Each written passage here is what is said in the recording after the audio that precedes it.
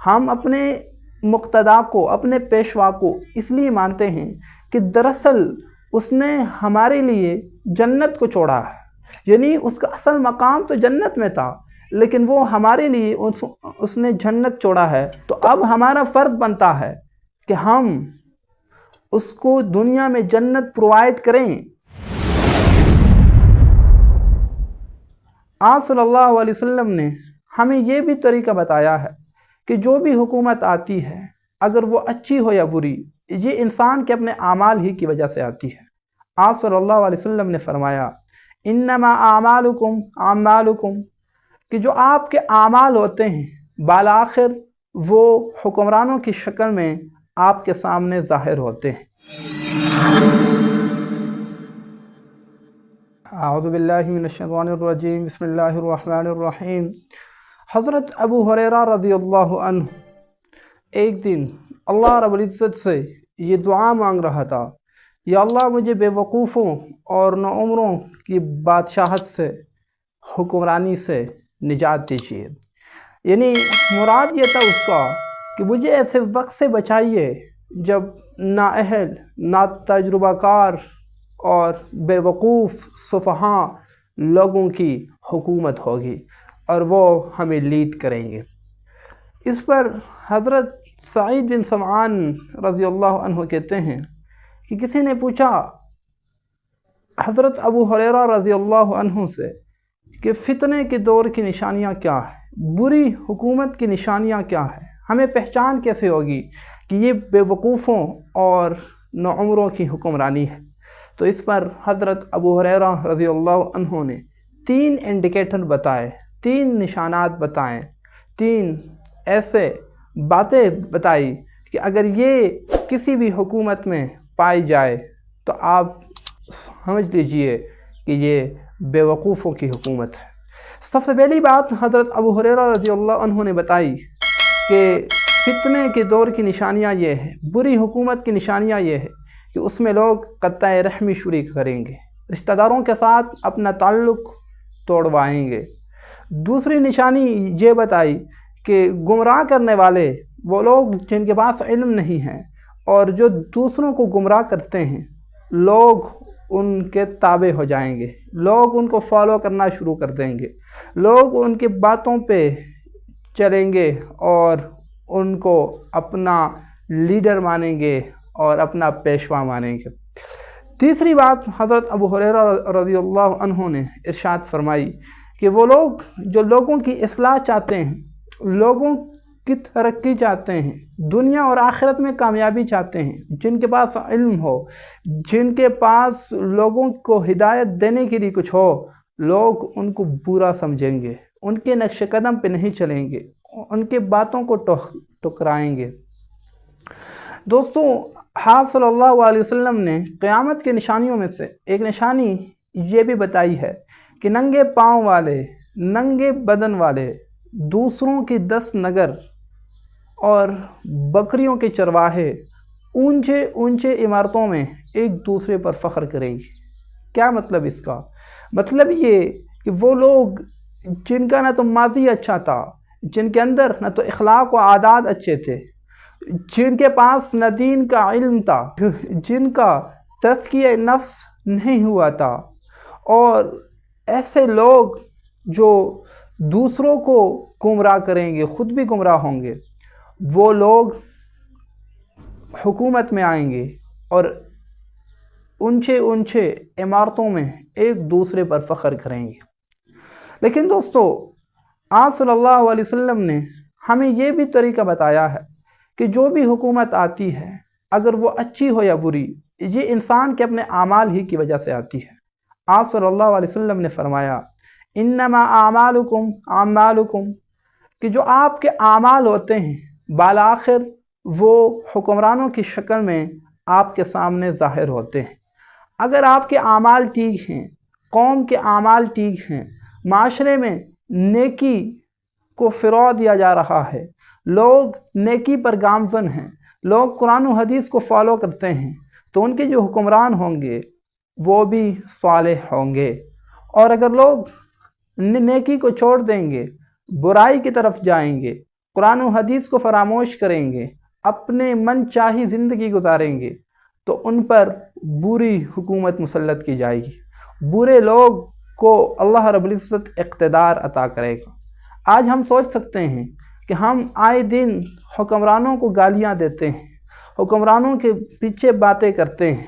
اگر 4-5 آدمی کسی محفل میں بیٹھ جائیں تو یہ ممکن ہی نہیں ہے کہ وہاں پر حکومت کے خلاف کوئی باتیں نہ ہو، اور جو ہمارے حکمران ہیں ان کی برائیوں کو بیان نہ کیا جائے۔ اس میں کوئی شک نہیں ہے کہ ان کے اندر خامیاں ضرور ہے، لیکن میں عرض کر چکا ہوں کہ رسول اللہ صلی اللہ علیہ وسلم نے فرمایا ہے کہ جو بھی حکمران ہوتے ہیں وہ ہمارے اعمال ہی کی وجہ سے آتے ہیں۔ اور ایک دوسری حدیث میں رسول اللہ صلی اللہ علیہ وسلم کا ارشاد ہے کہ اللہ رب العزت کے ہاتھوں میں ہیں ان حکمرانوں کے دل۔ اگر قوم اچھے راہ پر گامزن ہوگی تو اللہ رب العزت ان حکمرانوں کے دل کو بدل دیں گے، اور اگر قوم برائی کی طرف جائے گی، قوم اچائی سے دور بھاگے گی، تو اللہ رب العزت اس حکمرانوں کا دل قوم کی ناکامی اور قوم پر عذاب کی شکل میں مسلط کر دیں گے۔ تو بہرحال حضرت ابو ہریرہ رضی اللہ عنہ نے جو پہلی نشانی بیان کی اس میں قطع رحمی ہے، رشتہ داری کو نبھانا یہ آج بہت ہی دشوار ہو چکا ہے۔ ذرا سے باتوں پہ ہم اپنے تعلق کو توڑ دیتے ہیں، پرانی دوستیوں کو ہم فراموش کر دیتے ہیں۔ اور دوسری جو نشانی بتائی وہ ہے ناجاہلوں کی حکمرانی کو، اور ناجاہلوں کی مقتدا، اور ایسے لوگ جن کے پاس دین کا علم نہیں ہے، ایسے لوگ جو اپنے منچاہی زندگی گزارتے ہیں لیکن عوام کو ذرا سا سبز باغ دکھاتے ہیں تو عوام ان کی باتوں میں آ جاتی ہے، اور وہ ایسے لوگوں کو اپنا مقتدا اور پیشوا بنا لیتے ہیں جو ہر قسم کے گناہ میں ملوث ہوتے ہیں۔ تو آپ ذرا سوچ سکتے ہیں کہ آغا خان کی زندگی میں وہ کون کون سے کام نہیں ہیں جو وہ کرتے نہیں ہیں۔ مطلب جو آغا خانیوں کا جو امیر ہے وہ ہر قسم کے گناہ میں ملوث ہوتا ہے، شراب، کباب اور اسی طرح بے تحاشا گناہوں میں وہ ملوث ہوتا ہے۔ لیکن اگر آپ ان آغا خانیوں سے پوچھیں کہ آپ ہر ماہ اپنے سیلری میں سے ان کو ٹیکس دیتے ہیں، اور وہ آپ کے ٹیکس پہ دنیا میں ہر جگہ، یورپین ممالک میں، امریکہ میں انہوں نے بڑے بڑے محلات بنائے ہیں اور اس سے عیش و عشرت کی زندگی گزار رہے ہیں، تو آپ کسی نیک دیندار شخص کو اگر مقتدا اور پیشوا بناتے تو کچھ سمجھ آتا کہ بھائی یہ نیک ہے، یہ دیندار ہے۔ لیکن آپ نے ایسے لوگوں کو مقتدا اور پیشوا بنایا ہے جن کے پاس دین کا علم نہیں ہے، جو خود بھی گمراہ ہیں اور آپ کو بھی گمراہ کرتے ہیں۔ لیکن اس کے جواب میں وہ آپ کو حیرت انگیز جواب دیں گے کہ ہم اس لیے آغا خانیوں کو مانتے ہیں، ہم اپنے مقتدا کو، اپنے پیشوا کو اس لیے مانتے ہیں کہ دراصل اس نے ہمارے لیے جنت کو چھوڑا ہے، یعنی اس کا اصل مقام تو جنت میں تھا، لیکن وہ ہمارے لیے اس نے جنت چھوڑا ہے۔ تو اب ہمارا فرض بنتا ہے کہ ہم اس کو دنیا میں جنت پرووائڈ کریں، کیونکہ انہوں نے ہماری اصلاح کی خاطر جنت چھوڑی ہے۔ ذرا آپ ان کی گمراہی دیکھیے کہ اس قدر لوگ گمراہ ہو چکے ہیں۔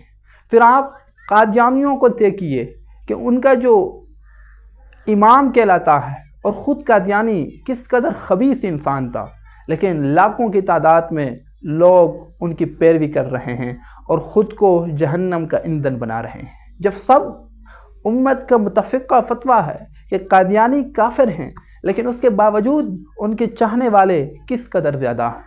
اور آج مرزا مسرور جو ان کا موجودہ امام ہے، ان کی زندگی کو آپ دیکھیے، ان کے لائف سٹائل کو آپ دیکھیے، تو وہ صرف اس نام پر کہ میں آپ کا مقتدا ہوں، آپ کا پیشوا ہوں، کروڑوں روپے نہیں بلکہ اربوں روپے بٹور رہا ہے۔